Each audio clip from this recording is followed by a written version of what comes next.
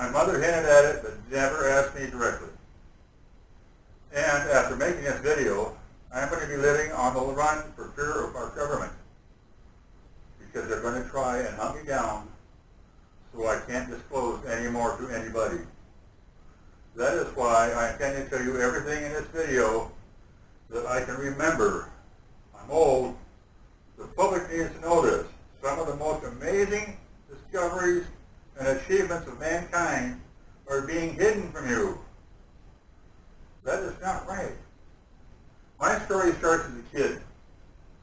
I grew up in a small town, southern Nevada. My dad was an aerospace engineer.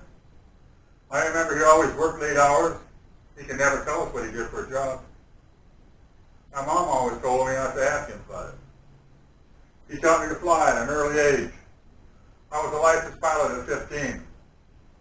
And when I got old enough, I went into the Marine Corps as a pilot. One thing led to another, and soon I was considered one of the top pilots in the Marines. At the time, I was 28 years old and was thinking about leaving the Marine Corps. Maybe finding a job back home, starting a family. That is, until I received the letter. I remember it said, classified, eyes only, on the envelope. And the only name on it was mine, Robert Miller. I opened the letter in private. It said that I was qualified for a top secret position as a test pilot at Groom Lake test facility. I thought, great. It also said a plane would be picking me up in Las Vegas Airport, private section at 3 a.m. to take me there. So we flew out there in the middle of the night, and two men in black suits escorted me into an underground building that was built in kind of like a side of a hill. And yes, the men in black are real. Believe me, they're real. I remember going down long hallways with many doors on each side. We went down several flights of stairs. Must have been far underground at that point. They showed me into a small room with a single bed and a desk. Then they told me this is where I was going to be living for the next 2 months.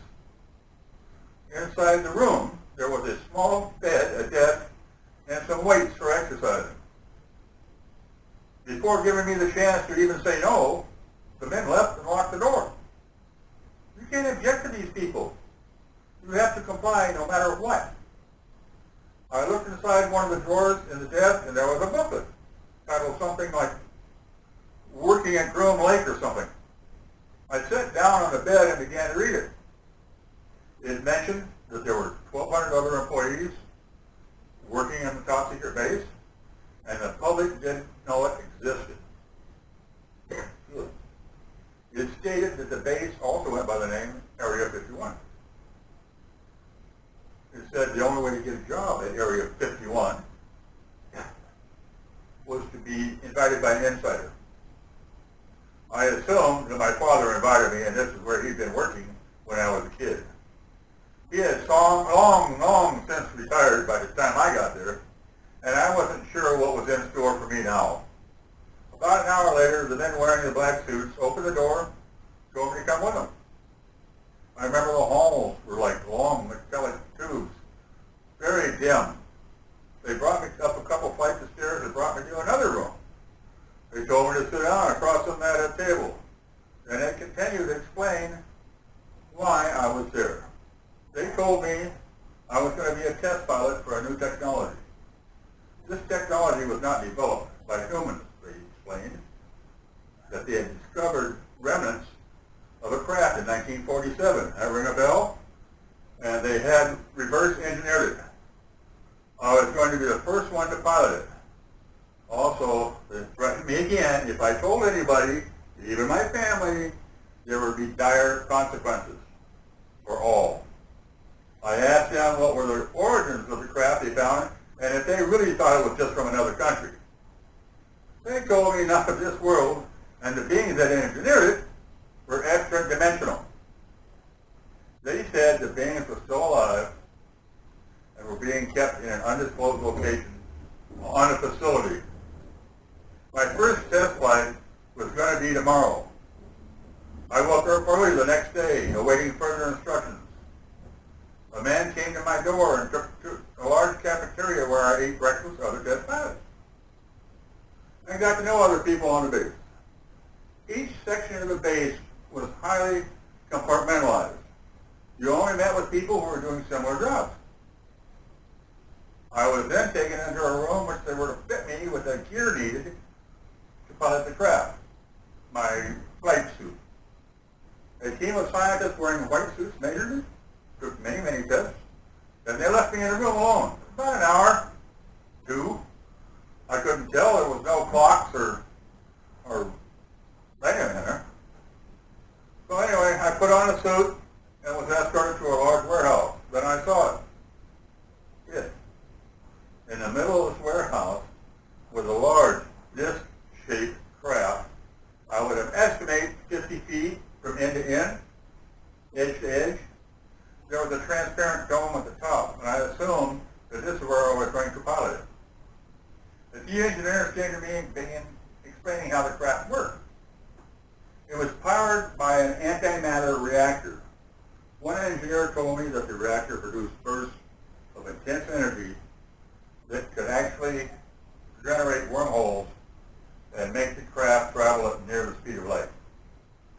They then said that my test flight was going to be delayed until the next day because they had to explain to me everything I needed to know in order to be able to pilot this thing. Now, I'm just going off what I can remember. There was a lot of specifics, gauges and things, but as I've gotten older, so I'm telling you as much as I can possibly remember. I do remember they brought me inside the craft and up to the pilot seat. There was only room for one person in that giant craft. I looked around the cockpit and only saw a seat. No joystick, no steering wheel, no other controls, many odd-looking gauges, but no controls. There was, however, a helmet that I was going to be putting on. They told me that the craft was controlled telepathically. The helmet measured my brain waves and was to control the craft by simply thinking about it. After a hard night of trying to sleep thinking about this, morning came, and it was finally time to take the craft for the first test flight. They brought it out under a tarp and ordered everyone working on the base to go inside. They wanted to keep everybody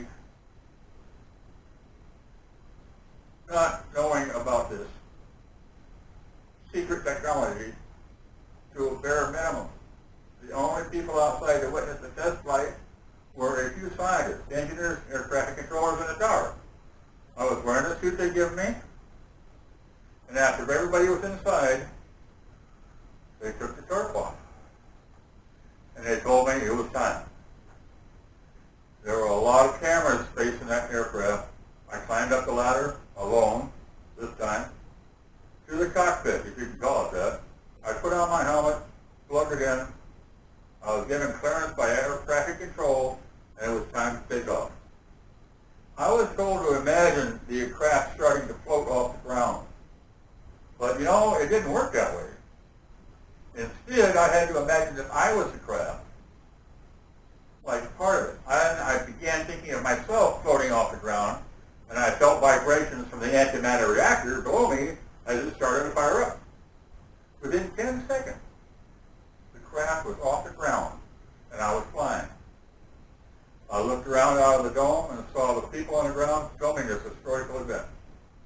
I was instructed to take the altitude to 1,000 feet, then return to the ground. I kept descending and kept looking at the altimeter. Soon I was 500 feet off the ground. Then I felt the vibration of the engine stop. I glanced at the altimeter and realized that I was rapidly losing altitude. There was no ejection button or lever on this craft, so I was effectively helpless. I kept trying to imagine the craft floating, but it was plunging towards the ground. The reactor powered on at the last second, and I went unconscious. The next thing I knew, I was in a hospital bed.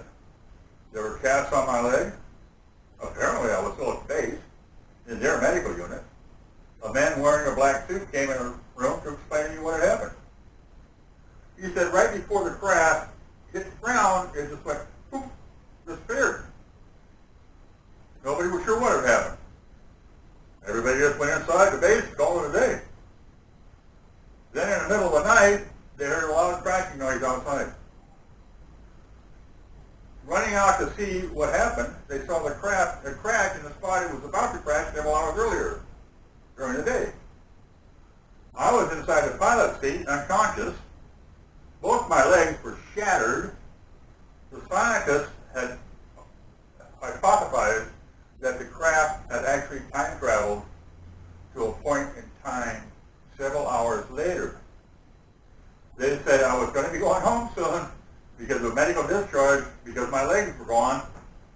They had me sign a non-disclosure, the third one, stating since the first meeting, I would not tell anybody as long as I live in making this video. Well, as you can see, I have gone against this NDA contract because I feel that the public needs to know about this. Mind you, they had this technology in the 1950s.